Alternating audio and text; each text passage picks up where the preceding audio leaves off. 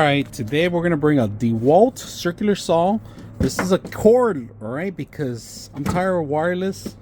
I keep running out of juice every time I have to cut a long piece, and you can't stop on those because they're very fragile. Once you start, you kind of get off the line. Now, instructions are included. One blade, 1/7, 1/4, alright, remember that.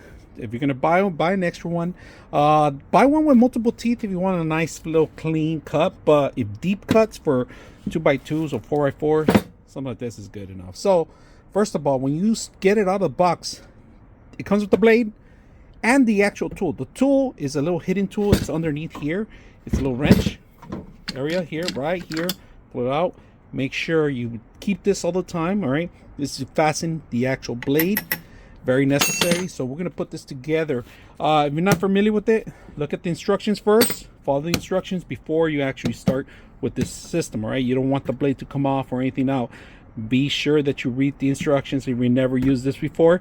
Two-handed or one-handed. This is a lightweight, so you could do it one-handed, but strong cut, sharp cuts, hold it here. So let's go ahead and put this baby to use. All right, so we're gonna add the blade. This thing, all right, remove it. You can remove it either way, but I just like to twist it. Oh, and you're gonna have to lock it in place. All right, right now it's moving, so you got to lock it, and then it should be able to actually take off. But if you don't lock it, it's gonna keep moving, rotating. You're never gonna go nowhere. So higher than what it is. Let it fall.